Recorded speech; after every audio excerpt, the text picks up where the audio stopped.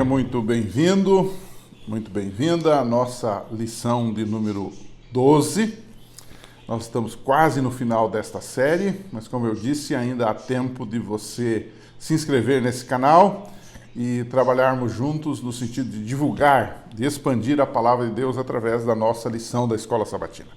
Essa semana é um título bastante interessante, Mensagem que vale a pena compartilhar. Na verdade, nessa semana, o tema ele versa sobre a relevância do Apocalipse para a sociedade contemporânea do século XXI. Em outras palavras, a nossa mensagem é uma mensagem que está baseada em Apocalipse capítulo 14. Dentro da mensagem dos 3 anjos, nós vamos descobrir nessa semana o apelo de Jesus para que a igreja dos últimos dias compartilhe essa mensagem no tempo do fim. Primeiro item da nossa discussão é a expressão verdade presente. O que é a verdade presente? Muito se fala em verdade presente. Bom, a verdade presente na Bíblia é sempre a verdade, com a sua ênfase específica, que o povo de Deus está pregando na sua época. Alguns exemplos, né? Por exemplo, em cada estágio da história do mundo, Deus enviou mensageiros com mensagens específicas para a época. Eu lembro ali do profeta Amós, né? Que o Senhor Deus não fará nada sem antes comunicar pelos seus servos, os profetas. Ou seja, sempre que Deus tem uma mensagem, ele envia os seus mensageiros, os seus profetas. No caso, cada época tem os seus. Você tem, por exemplo, a época de Noé. Noé foi um profeta de Deus anunciando a verdade presente para aquele momento, que era: salvem-se, aceitem o convite e entrem na arca para se salvarem. A maioria das pessoas, naturalmente, não aceitou, né? Antes do dilúvio, foi assim com Noé pregando essa mensagem de salvação e de juízo de Deus, mas ao mesmo tempo proporcionando eles a oportunidade de se safarem dos juízos de Deus. José do Egito foi uma espécie de mensageiro de uma verdade presente lá entre os egípcios, preparando o caminho para a libertação do povo de Deus. Se você toma os profetas pré-exílicos, quer dizer, aqueles que vieram antes do exílio em Babilônia, todos têm uma mensagem específica para a sua época. E os pós-exílicos, quando o povo volta para Jerusalém e tenta reconstruir e trabalha na reconstrução de Jerusalém, do templo e do país, você também tem mensageiros específicos. Basta ler os profetas menores e maiores da Bíblia, né? Os apóstolos proclamaram uma mensagem presente de salvação através do sacrifício expiatório de Cristo. Me chama a atenção que quando eu leio o livro de Atos, quando eu leio, por exemplo, sermões em Atos, como em Atos 6, aquele sermão lá de Felipe, de Estevão, melhor dizendo, você tem ali coisas muito específicas. O foco deles era Jesus Cristo, seu sacrifício expiatório, a salvação, porque era o que o povo daquele momento precisava. Eles tinham uma lei, eles tinham o sábado, eles tinham uma opção de coisas, mas eles precisavam de entenderem que Jesus era o Messias, Jesus era o Salvador, e que a sua morte na cruz foi uma morte substitutiva por eles, né? Assim também, o povo de Deus que vive antes da segunda vinda de Cristo tem uma mensagem específica. E que mensagem é esta? Bom, o segundo bloco da nossa lição vai para o foco da verdade presente no tempo do fim, no Apocalipse, ou seja, no nosso tempo, na nossa época. Vocês sabem que o foco do Apocalipse, do início ao fim, é a segunda vinda de Cristo. Você começa já no capítulo 1, verso 7, diz: eis que vem com as nuvens e todo olho verá. Depois vai para o capítulo 19, que mostra ele voltando como um rei todo-poderoso. Enfim, você tem no Apocalipse um foco. O foco é a segunda vinda de Cristo. O último convite divino do Apocalipse convida o povo para o preparo para a volta do Senhor. Eis que cedo venho. Apocalipse 22, 17. Então, o foco aí está a mensagem de um preparo para o povo no tempo do fim. Mas um terceiro bloco podia ser colocado aqui.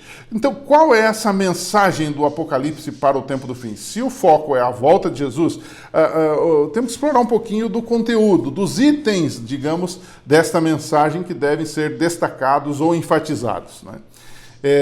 Quando a gente vai para o livro do Apocalipse, percebe que o capítulo 14 é o que podemos chamar de o centro do livro, né?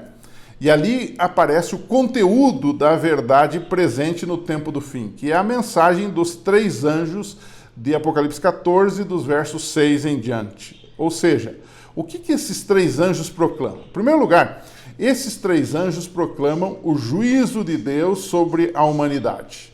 Mas esse juízo, é muito interessante a gente enfatizar, é feito ou é proclamado num contexto de graça. Quando a gente pensa em juízo, a gente pensa logo em algo queimando, sendo destruído. Mas os anjos, na verdade, estão dando a oportunidade ao mundo para que aceite a salvação e não sejam queimados no final. Em resumo, esta é a expressão que podemos usar para isto.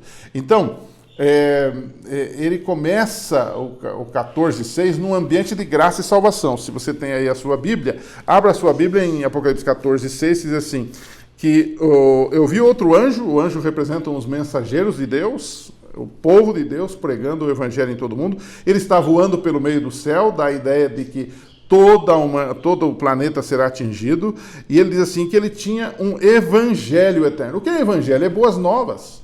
Evangelho é a mensagem de salvação e de graça de Deus para nós. Então ele já começa com um toque de graça e de salvação para que os pecadores aceitem, e a base dessa mensagem é o convite da graça divina. E esse elemento graça e salvação está presente de 2 formas. Primeiro, ele está presente, por exemplo, quando ele diz assim, se alguém adora a besta, lá no verso 9 e no verso 10, se alguém adora a besta e a sua imagem recebe a sua marca na fronte ou sobre a mão, esse beberá do vinho da cólera de Deus, preparado sem mistura, do cálice da sua ira, e será atormentado com fogo e enxofre diante dos santos anjos e na presença do Cordeiro.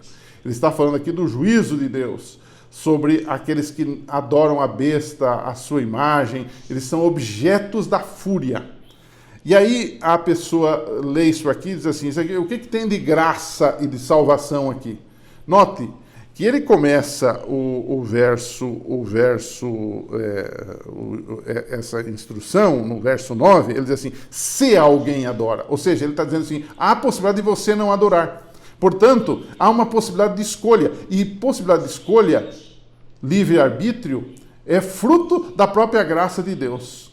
Se Deus fosse autoritário, se Deus fosse mau, se Deus fosse arbitrário, ele não daria essa oportunidade. Então perceba que mesmo nas instruções de juízo, há também embutido neles a instrução da graça de Deus. Então esses elementos, graça e juízo, estão presentes no contexto geral das 3 mensagens, porque eles são o último convite divino antes do fechamento da porta da graça.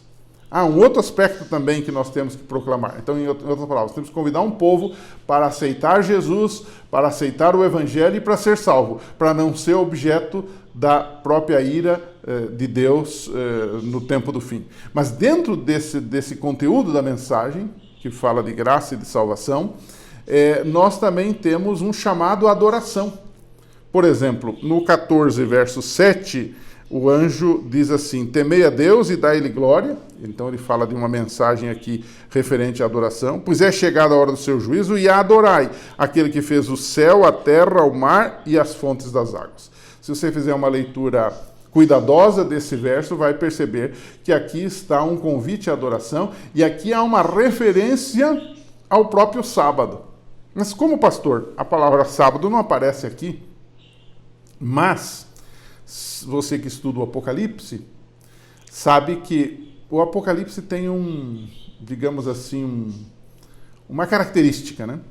Ele dificilmente vai citar o Velho Testamento, como outros livros da Bíblia citam, de forma, digamos, inteira. Toma um texto e simplesmente transcreve aqui. Não. O Apocalipse trabalha muito com alusões, ou seja, frases, temas que nos lembram temas e frases e textos do Velho Testamento. A isso chamamos de alusão. E aqui está uma dessas alusões do Apocalipse referido-se ao Velho Testamento. E que parte do Velho Testamento ele está tomando que fala de que adorai aquele que fez o céu, a terra, o mar e as fontes das águas? De que parte? Bom, se você está lembrado, pode ser só de Gênesis, que fala do sábado, ou de Êxodo. Muito provavelmente, a alusão dele é Êxodo 20, verso 8 a 11. Uma análise estrutural de Êxodo 28 a 11 permite, e comparando-a com Apocalipse 14, permite ver que aqui nós temos o sábado. Então o sábado não é citado no Apocalipse, mas o conceito do sábado está em todo o Apocalipse, especialmente na mensagem dos 3 anjos. Portanto, esta igreja proclama graça, proclama juízo, proclama salvação, mas proclama um chamado à adoração. Porque o sábado é o dia que identifica Deus como o Criador de uma humanidade que se afastou desse Deus Criador, né? Também, a mensagem dos 3 anjos, se você for para o 14, verso 12, na mensagem final do terceiro anjo, diz assim: aqui está a perseverança dos santos, os que guardam os mandamentos de Deus, e a fé em Jesus. Ou seja, o que você tem também aqui é uma igreja que proclama os mandamentos, que guarda os mandamentos, mas é uma igreja também que prega a salvação pela fé em Jesus. Percebeu? Então tudo isso está dentro da mensagem que temos que dar ao mundo nesse momento. E nós, adventistas, entendemos que Deus nos chamou para proclamarmos essas verdades no tempo do fim. Que Deus lhe abençoe. A gente voltará na semana que vem, então agora para a lição de número 13. Um abraço e até lá.